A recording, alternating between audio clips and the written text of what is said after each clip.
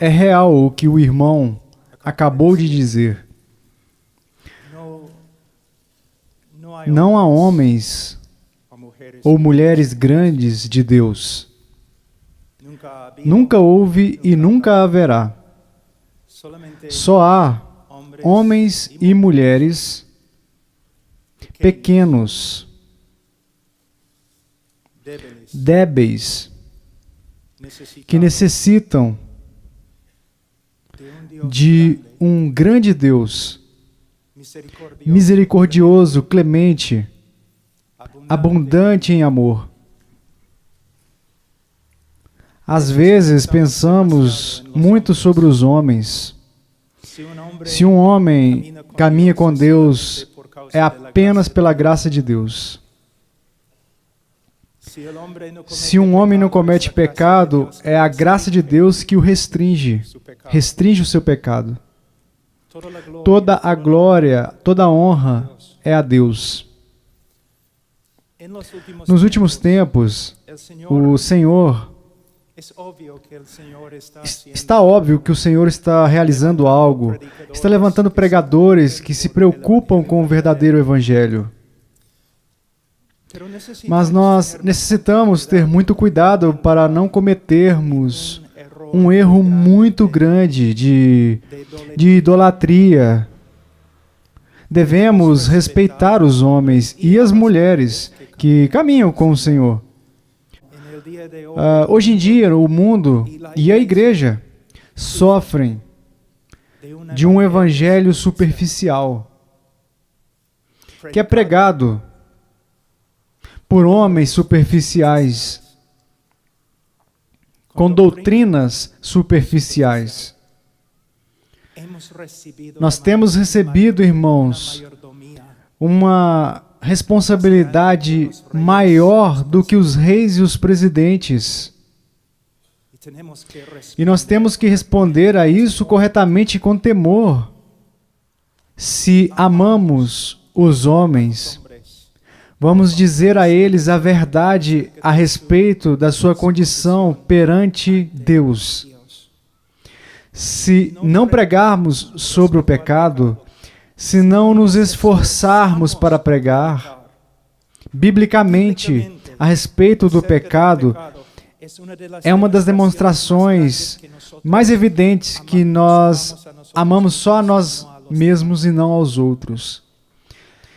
Se eu te amo, se eu sou um homem íntegro, se eu sou um médico íntegro, e eu percebo que você tem um câncer, eu tenho que te dar a má notícia, senão eu sou um hipócrita.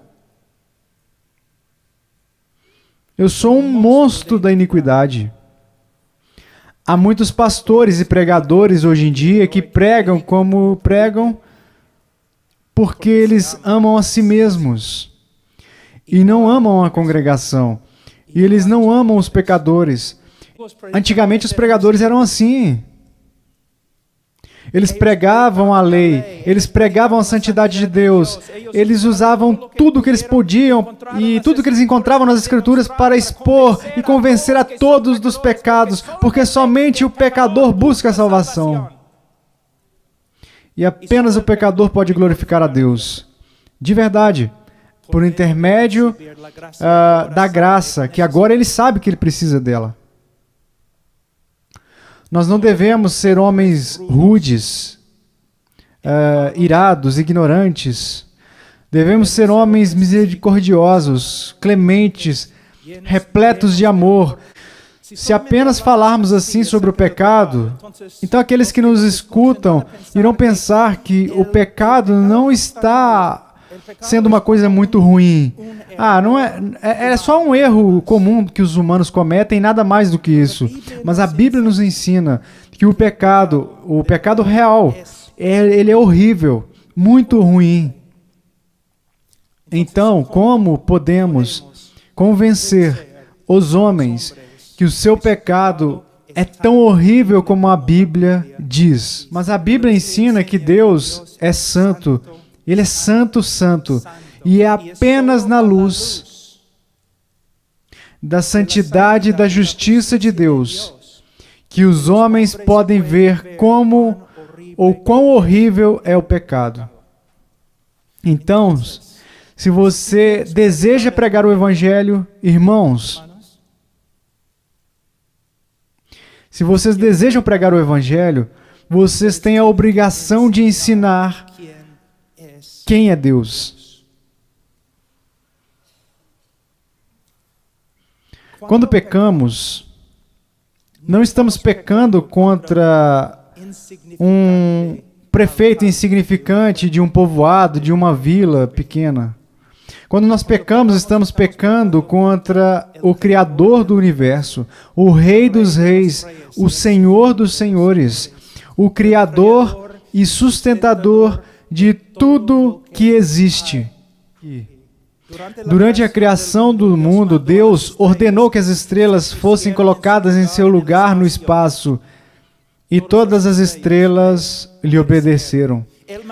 Ele mandou que os planetas girassem no círculo que ele havia demarcado para cada um, e eles o obedeceram. E ele mandou que as montanhas se erguessem, e elas se ergueram. Todo o universo irá se erguer e condenar o homem por sua desobediência contra um Deus que é merecedor de toda a honra, de toda a glória. A nossa devoção, a nossa vida, cada pensamento, Ele é digno de cada pensamento. Ele é digno de tudo que nós temos no corpo e no coração.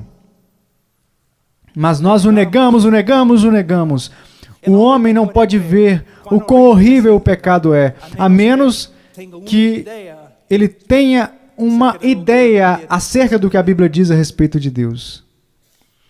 Um dos maiores problemas hoje em dia, e eu vou ler, enquanto eu prego o Evangelho, os homens não reconhecem. Não, o problema não é que eles não reconhecem que são pecadores. Eles sabem disso. Eles sabem que são pecadores, mas eles não se importam. E eles não se importam porque não sabem quem Deus é. E eles não sabem quem é Deus porque os pregadores não estão pregando a respeito de Deus. Se eu for à sua igreja, eu tenho uma pergunta. Se eu estou ali há 2, 3, 4 anos, quantos sermões eu irei escutar sobre os atributos de Deus? Quanto você irá me ensinar sobre o seu caráter, santo, santo, santo, justo, justo, justo, os seus decretos, as suas obras, a sua vontade? Os pecadores não têm temor a Deus porque eles não sabem quem Ele é, e eles não sabem quem Ele é porque os pregadores não estão pregando acerca do que é o mais importante, que é o conhecimento de Deus. Jeremias 9, 23, 24 diz, assim diz o Senhor, não se glorie o sábio em sua sabedoria. Há muitos pregadores hoje em dia que eles estão ensinando, sabe? Pequenas verdades para te ajudar a consertar a sua vida aqui agora. Estão dando à congregação pequenas ajudas para melhorar a sua vida, para que elas possam realizar os seus sonhos. Tem um texto em Oséias 4:6, o meu povo está sendo destruído porque lhe falta o conhecimento. Porque tu, sacerdote, rejeitaste o conhecimento, também eu te rejeitarei, para que não seja sacerdote diante de mim. Visto que te esqueceste da lei do teu Deus, também eu me esquecerei de teus filhos. Qual foi o maior crime de Israel? A falta de conhecimento de Deus, a moralidade de uma congregação. Quando não há o conhecimento bíblico de Deus, os homens irão criar o seu próprio Deus. E esse Deus que eles acreditam não é nada mais e nada menos do que um reflexo deles. Então eles não têm medo do dia do julgamento, porque o Deus que eles esperam é exatamente como eles.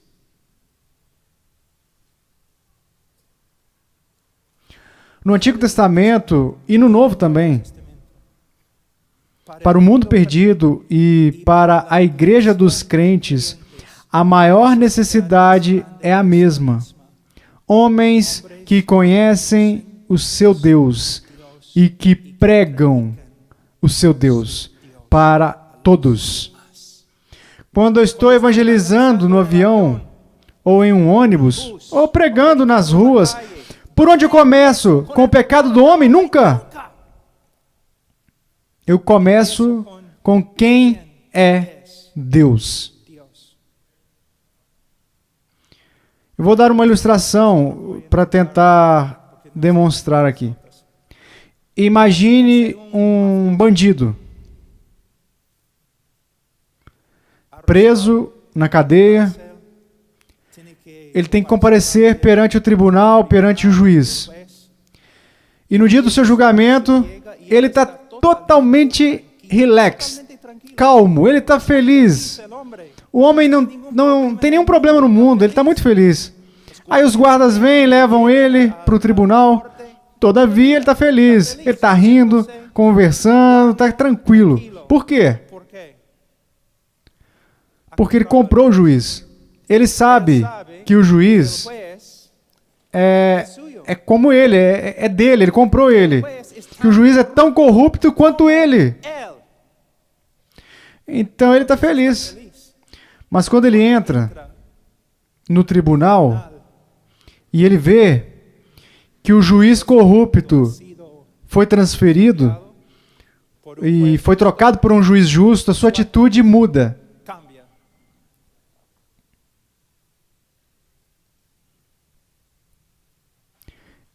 Este é o trabalho do pregador.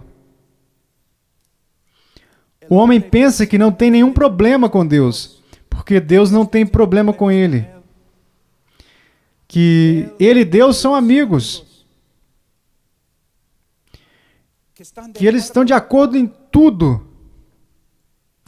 Mas quando o homem descobre quem é Deus, tudo muda. E o homem irá se arrepender ou o homem irá debater e lutar contra Deus. Mas algo irá acontecer. Algo irá acontecer. Hoje em dia, quando alguém lê esse texto, que carece da glória de Deus, principalmente os evangelistas continuam dizendo que Deus tem um plano maravilhoso para você.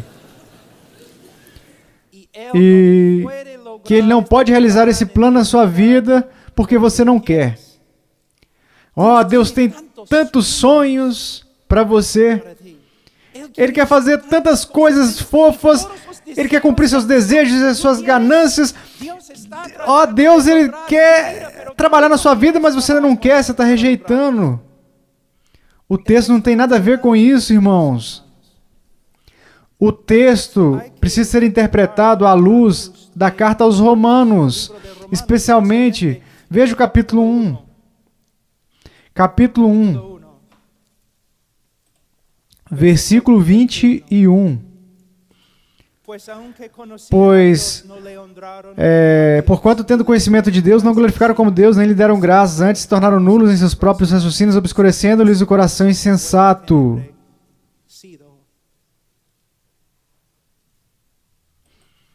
O homem foi criado não para realizar os seus sonhos humanistas e carnais, seus sonhos pessoais. O homem foi criado para a glória de Deus e para servir a Deus de acordo com a sua vontade. E é apenas na busca deste propósito que o homem encontrará vida e paz. E haverá propósito.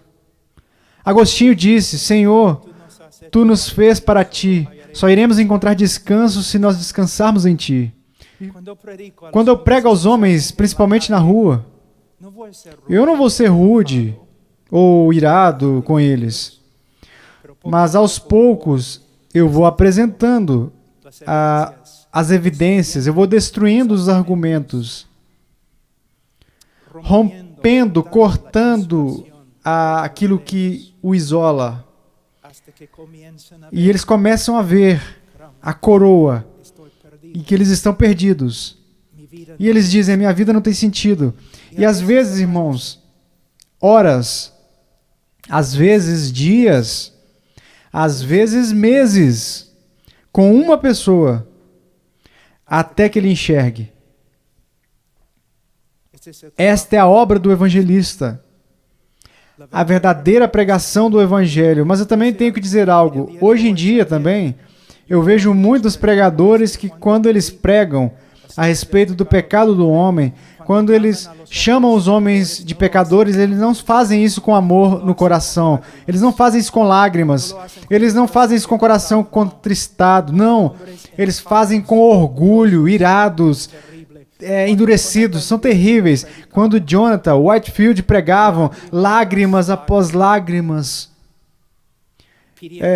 escorriam, rogando para que os homens reconhecessem os seus pecados e voltassem, se convertessem para Deus por intermédio de Cristo. Vamos para Gênesis 6:5. Viu o Senhor que a maldade do homem se havia multiplicado. Uma vez eu estava pregando em uma universidade e quando eu terminei, um repórter veio até mim e me disse, bem irado, eu não concordo com a sua interpretação de Gênesis 6:5. E eu disse, eu não interpretei o texto, eu só li o texto. Você está interpretando o texto, e corretamente, parabéns. Toda a literatura secular e clássica, toda a filosofia, por suposto, a consciência, as escrituras, os jornais de hoje em dia testificam que o homem é um pecador. Mas nenhum homem não é um pecador porque peca. Ele peca porque é pecador, por natureza. Porque é assim que o homem não sabe como ser salvo por suas obras. Porque as suas obras vêm de uma natureza corrupta. Aqui podemos ver a estratégia de Paulo ao tratar o pecado dos homens. Foi usado diversos argumentos, mas agora já que também não era só falar dos gentios, mas também ele estava falando de quem? Dos judeus. E ele vai terminar com diversos textos das Escrituras, texto após texto após texto. E eu faço o mesmo quando eu evangelismo. Com uma congregação ou com uma pessoa, texto após texto após texto. Até que por intermédio das Escrituras e do poder do Espírito Santo que se manifesta por meio das Escrituras, o homem possa enxergar o seu pecado. Não há justo, nenhum sequer. Não há quem entenda, não há quem busque a Deus. Todos se extraviaram, a uma se fizeram inúteis. Ele está destruindo, com cada texto, os argumentos dos judeus. Todos se extraviaram, a uma se fizeram inúteis, não há quem faça o bem, não há nenhum sequer. Eu estudei os pregadores antigos. Muitas vezes falamos coisas muito boas sobre eles, mas não é o suficiente, devemos imitá-los. Eu não vou consolar um pecador que o Espírito Santo está quebrantando. Eu vou deixá-lo. Talvez eu estarei ao seu lado em silêncio, mas eu vou esperar. Até que ele diga. E também uma resposta. E que eu veja claramente. E que ele diga, o meu pecado, por favor, me diga que há esperança para o meu pecado, que há salvação em Sião. Deus não apenas está irado com o pecador, mas Deus irá agir conforme a sua ira. É o que é chamado nas Escrituras de vingança. Agora, quando eu leio textos assim em uma congregação normal, numa congregação evangélica, quando eu dou ênfase ao ódio, à ira de Deus, não apenas contra o pecado, mas também contra o pecador, Normalmente as pessoas respondem assim, primeiramente, mas Deus é amor. Deus é amor e por isso Ele não pode odiar. A minha resposta é, Deus é amor. E é por isso que Ele tem que se irar e odiar. Mas pastor, como pode ser isso? Ora, o amor nunca é neutro. Ele não pode ser neutro. Se eu amo os judeus, é certo, é normal eu ser neutro a respeito do holocausto judaico? Não. Se eu amo os afro-americanos, é certo eu ser neutro em relação à escravidão? Se eu amo as crianças, eu posso ser apático ou neutro em relação ao aborto? Não. Se eu amo os judeus, eu tenho que odiar o holocausto judaico. Se eu amo os africanos, eu tenho que odiar a escravidão. E se eu amo os bebês, seres humanos com almas, eu não posso ser neutro em relação ao aborto. Eu tenho que odiar o aborto. Eu tenho que odiá-lo. Deus ama a justiça. Ele odeia a iniquidade. Tem também o João 3,18. Quem crê no Filho não está condenado, mas aquele que não crê já está condenado, porque não crê no nome do Filho unigênito de Deus. Deus ama o mundo. João 3,16. E Deus condena a todos aqueles que não creem no seu Filho. Versículo 36. Aquele que crê no Filho tem a vida eterna, mas quem não obedece ao seu Filho não verá a vida, mas a ira de Deus permanece sobre ele.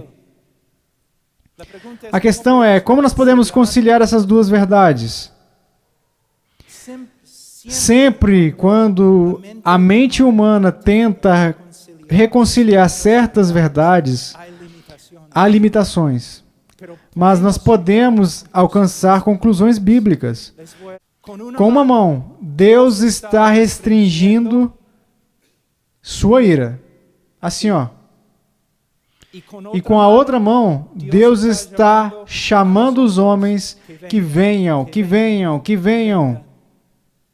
Mas um dia, na vida de cada um, e um dia, na segunda vinda do nosso Senhor Jesus Cristo, Deus irá retirar